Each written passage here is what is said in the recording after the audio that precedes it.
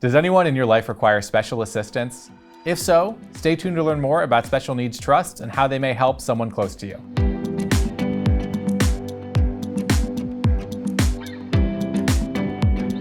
Welcome back. In a prior video we had Alex McGid, Senior Trust Officer at Univest, here for a Trusts 101 primer. What is a trust? How might it fit your personal situation? But we didn't touch into nuance, complexity, high stakes areas of estate planning like we will today with special needs trusts, providing protection for those who may need it most. Alex, thanks for joining us today. Thanks for having me. Alex, same intro question. What is a special needs trust and who might benefit from one? All right. A special needs trust, in general, it's an irrevocable trust that's created either during your life or after death. And the purpose of it is to allow the beneficiary of that trust to still qualify for certain government benefits that have a means-tested component, meaning they look at how much money you have as a component of eligibility. So these kind of trusts, if they're properly drafted, allows those trust funds to be excluded from consideration. How is a special needs trust best used? What can it do? What can't it do?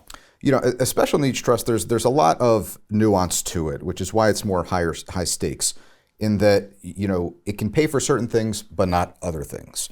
The typical language that is used in these documents is that the funds in the trust cannot be used to replace or supplant what the government is providing you.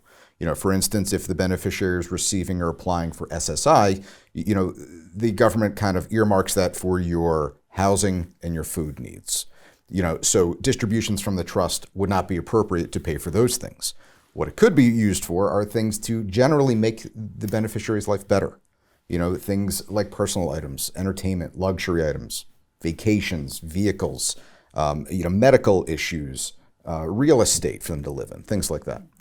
And there are two specific types of special needs trusts. Start with a first-party special needs trust. Sure. A first-party special needs trust is one that's created by the individual, typically with their own money. You know, they are that first party. You know, it allows them to, typically this is set up when there is a medical malpractice suit, a personal injury suit, where the individual now has a disability and, you know, and there is an influx of money coming towards them as a settlement or, you know, proceeds from the suit altogether. So it allows them to create this trust, put those assets that they received from that lawsuit in that trust and still qualify for those government benefits. And then same structure, oftentimes same language, but different funding component, a third-party special needs trust. Correct, yeah. A third-party special needs trust, a little less complex, but same purpose, same goal. You know, it allows the individual to qualify for benefits and have these assets excluded, but to your point, the funding component, whose money is it? That's that third party. Third party is anyone else other than the beneficiary. Typically, it's used as an estate planning tool if you have a parent or grandparent maybe who has a child or grandchild with a disability who may be eligible for benefits. Alex, given this is a niche area of the Invest offering, one that you deal with frequently, what are some of the key considerations that you would give to someone starting the special needs trust planning journey?